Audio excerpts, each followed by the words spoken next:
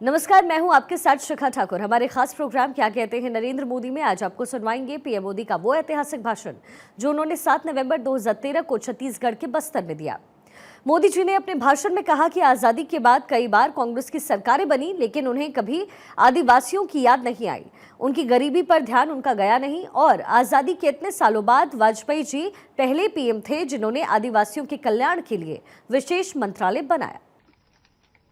मैं पहले भी बहुत बार जगदलपुर आया हूं। मैं पहले भी बहुत बार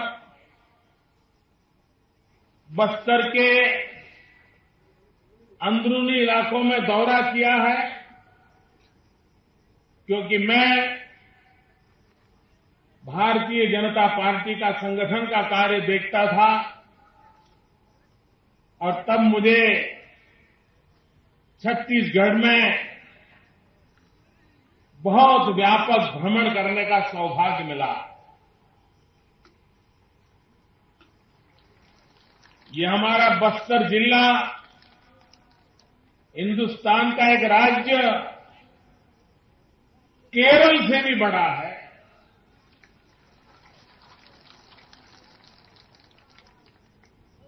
इस बस्तर जिले के पास इतना सामर्थ्य पड़ा है, इतनी संपदाओं से भरा पड़ा है, लेकिन हमारे देश का दुर्भाग्य रहा जब तक हमारा छत्तीसगढ़ मध्य प्रदेश का हिस्सा था,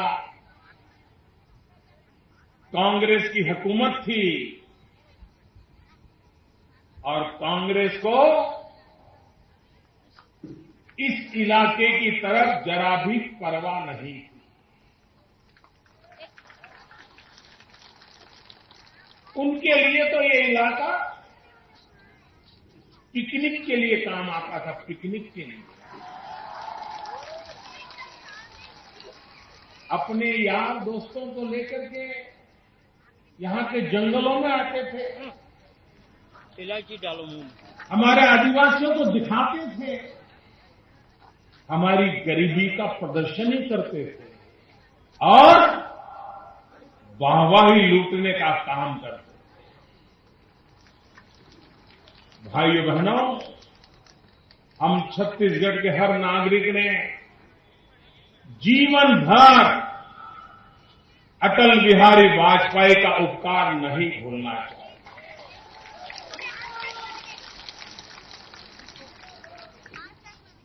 ये वाजपेयी जी की दीर्घदृष्टि थी, ये उन्हीं की सोच थी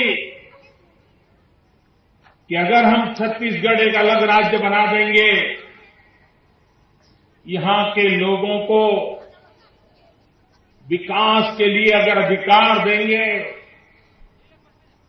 यहां के लोगों को विकास के लिए अवसर देंगे, तो ये इलाके के लोग ऐसे हैं, यहां की मिट्टी में ऐसा दम है कि वे छत्तीसगढ़ को हिंदुस्तान के समृद्ध राज्यों की साथ बिठाने के लिए ताकत रखते हैं।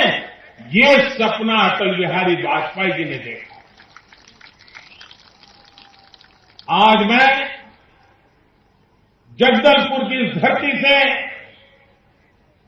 मां दंतेश्वरी के आशीर्वाद के साथ अटल बिहारी वाजपेयी जी का गौरव करता हूं, अभिनंदन करता हूं, उनको प्रणाम करता हूं तो उन्होंने छत्तीसगढ़ का निर्माण किया।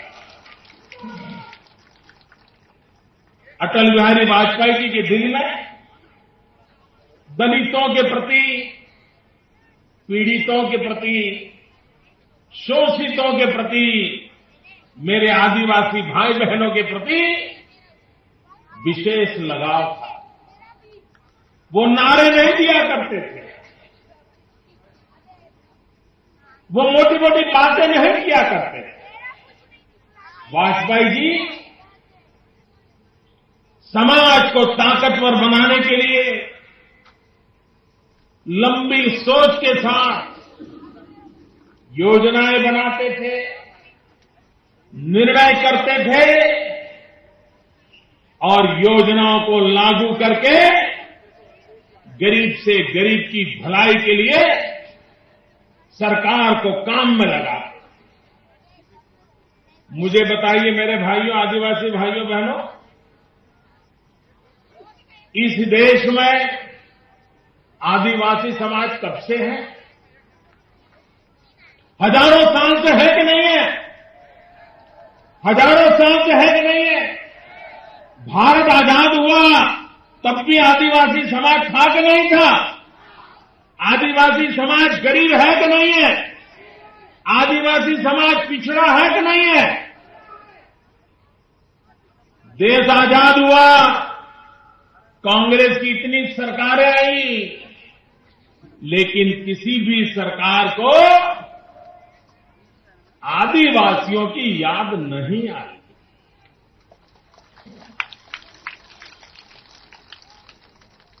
उनकी गरीबी की चिंता नहीं हुई, उनके बच्चों की शिक्षा दीक्षा की चिंता नहीं हुई।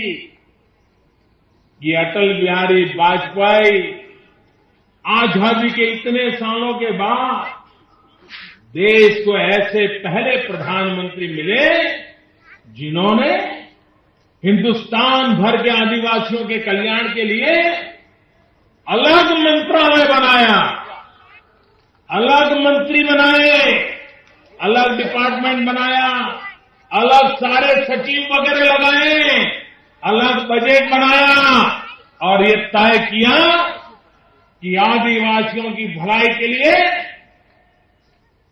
स्वतंत्र रूप से विभाग काम करेगा।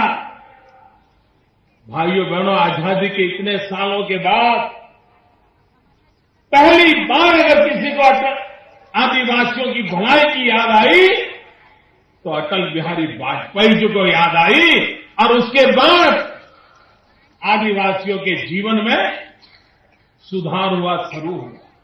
इतना ही नहीं, हमारा नॉर्थ ईस्ट, नागालैंड, मिजोरम, अरुणाचल प्रदेश, मणिपुर, जहां सबसे ज्यादा मेरे आदिवासी भाई बहन रहते हैं, उन्होंने उसके लिए भी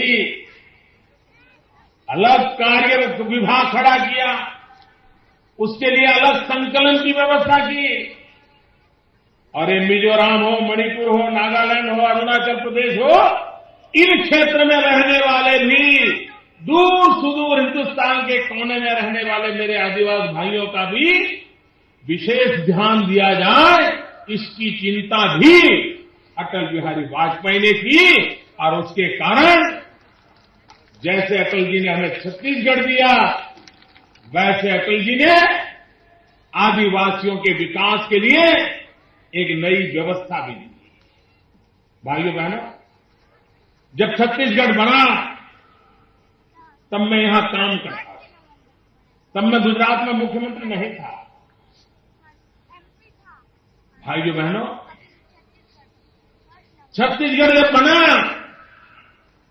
तो उस समय ये राज्य कांग्रेस के हाथ में गया। मध्य प्रदेश से जो विधायक निकले उसके आधार पर ये कांग्रेस के पास गया। और मैंने भाइयों बहनों वो 3 साल जब मैं याद करता हूं, उस समय के यहां मुख्यमंत्री के कारनामों को याद करता हूं, जोर और जुल्म करने की उनकी आदतों को याद करता हूं, तो आज भी मेरे रोंगटे खड़े हो जाते। ऐसा मुख्यमंत्री छत्तीसगढ़ को पहला मिला था जो अत्याचार और जुल्म का शासक था। उसने जब भारतीय जनता पार्टी के कार्यकर्ता अपनी मांगों को लेकर के रायपुर में जुलूस निकाला, उन पर बेरहमी से ऐसा जुल्म किया था, 6-6 महीने तक हमारे आदिवासी नेताओं को अस्पताल में जिंदगी गुजारने के लिए मजबूर कर दिया। ऐसा जुल्मी शासक हिंदुस्तान के इतिहास में कभी नहीं आया। लेकिन दुर्भाग्य से छत्तीसगढ़ के जन्म के पहले 3 साल ऐसे बुरे हाथों में छत्तीसगढ़ चला गया था कि ऐसा डर लगता था कहीं अटल बिहारी वाजपेयी का सपना चूर चूर तो नहीं हो जाएगा। छत्तीसगढ़ को आगे बढ़ाने की उनकी इच्छा कहीं अधूरी तो नहीं रह जाएगी। लेकिन भाइयों बहनों, मैं छत्तीसगढ़ की जनता का अभिनंदन करता हूं। मैं छत्तीसगढ़ की जनता की दीर्घदृष्टि को सलाम करता हूं। मैं छत्तीसगढ़ के मेरे दलितों को सलाम करता हूं। मैं छत्तीसगढ़ के मेरे आदिवासियों को सलाम करता हूं। वे परिस्थिति को समझ गए और जैसा ही छत्तीसगढ़ में पहला चुनाव आया, पहले ही चुनाव में उस जुल्मी शासक को ऐसे उखाड़ करके फेंक दिया, ऐसे उखाड़ करके फेंक दिया कि हिंदुस्तान में कांग्रेस के बुरे दिन की गिनती शुरू हो गई। और इसलिए आपकी इस दीर्घदृष्टि के लिए मैं अभिनंदन करता हूं। आप कल्पना कीजिए भाइयों बहनों, अगर आपने 10 साल डॉक्टर रमन सिंह को न दिए होते, भारतीय जनता पार्टी को न दिए होते, तो आज अपने छत्तीसगढ़ का हाल क्या हुआ होता। अगर लुटेरों के हाथ में छत्तीसगढ़ चला गया होता, कुछ नहीं बचता भाइयों, कुछ नहीं बचता। जिस कांग्रेस की दिल्ली की सरकार कोयले के पीछे पड़ गई, कोयले के पीछे, आपके छत्तीसगढ़ का 1 किलोग्राम भी कोयला नहीं बचता। लूट लेते, ये हाल इन्होंने करके रखा है भाइयों। ये आपकी दूरदर्शी थी कि आपने छत्तीसगढ़ को कांग्रेस के पंजे के नीचे जाने नहीं दिया, वरना कांग्रेस का पंजा पड़ता तो 10 साल में तो छत्तीसगढ़ तबाह हो। भाइयों बहनों, 3 राज्यों की तुलना करने की मैं जरूरत समझता हूं। अटल बिहारी वाजपेयी जी ने कोई खून खराबे के बिना, कोई लाठी गोली के बिना प्रेम से लोगों को विश्वास में लेकर के 3 राज्यों का निर्माण किया था।